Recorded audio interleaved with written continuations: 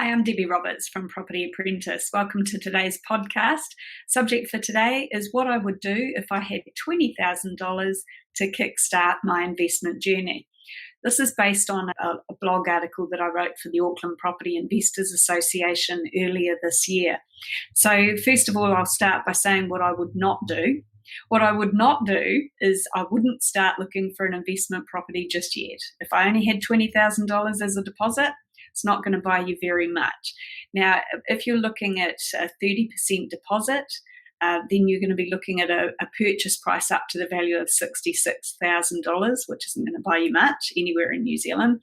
If you're looking at a 20% deposit, that'll purchase a rental property up to the value of $100,000. So again, limited choice. And at the moment, the Reserve Bank restrictions on deposit has been lifted. And so that means that you can get 80% lending, or the 20% deposit, which would allow purchase price up to $100,000.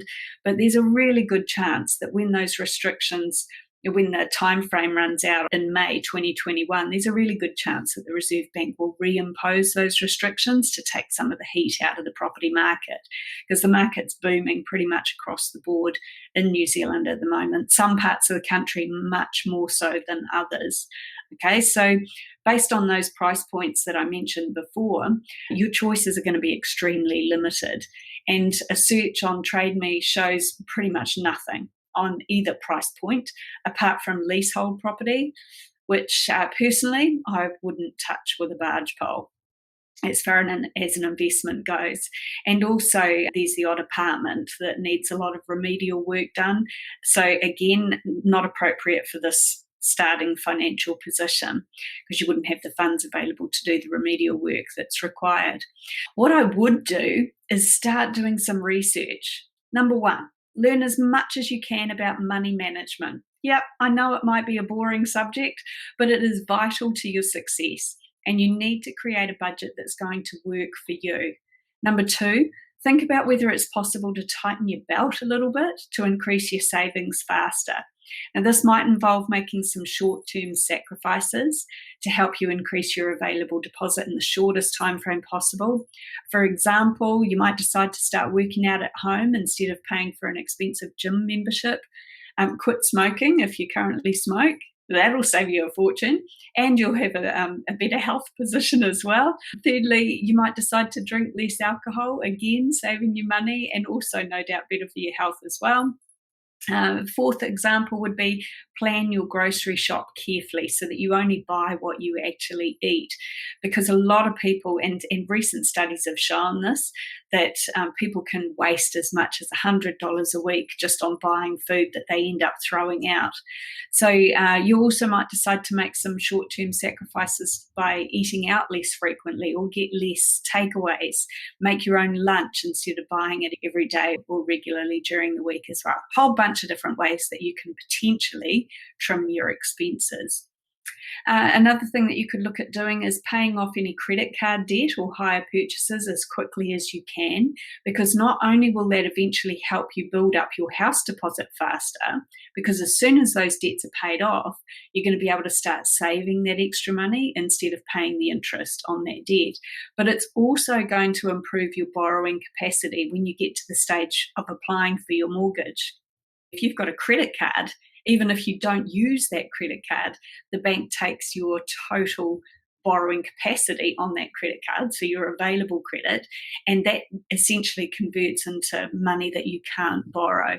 So, it absolutely pays to be pretty clever and clear with your credit card spending, and maybe look at cancelling credit cards when you get to that point. So again, this is something that you can talk to with a mortgage advisor who can really help you there. Number four, if your parents are in a position to help you qualify for borrowing using something like equity gifting, then it's worthwhile investigating that option with them, and a good mortgage advisor can help you with that process as well. Also, you can look at the possibility of whether or not you're going to qualify for a government grant to boost your deposit if it was going to be a home. So KiwiSaver, for example, is available for if you're looking at purchasing your first home, and there's some government grants around as well. And so, worthwhile investigating to see whether those are an option, but you can't use the government grants or KiwiSaver to buy an investment property. So you might be looking at buying a home with the intention of that being an investment property, but sooner rather than later. Okay.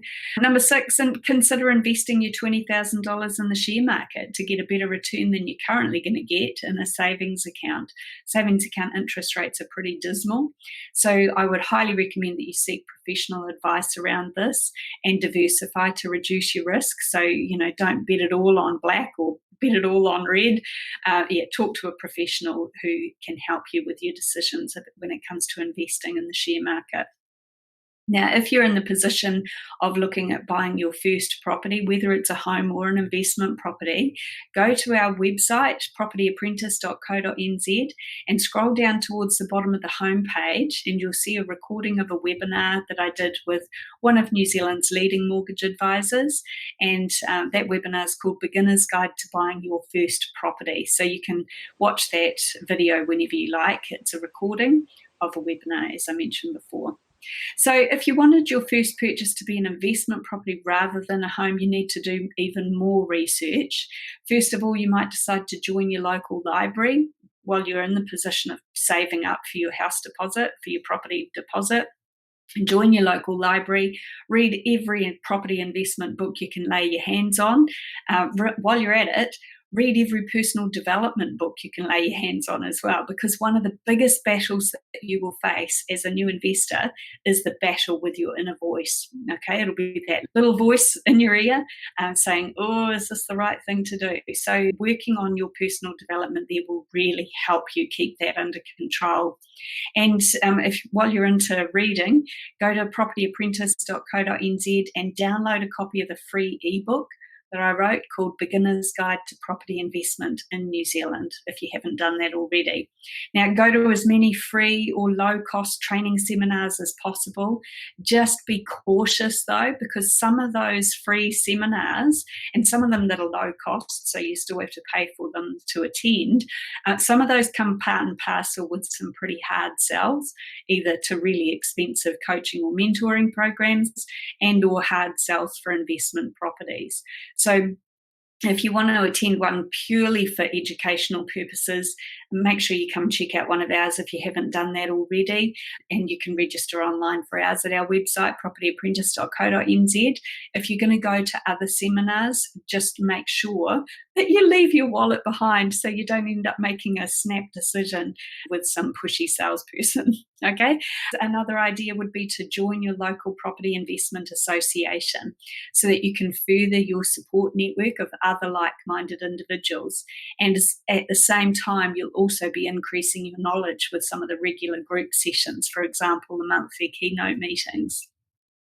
Be careful who you get your advice from. Everybody has got an opinion about property investment, even if they've never bought a property before themselves.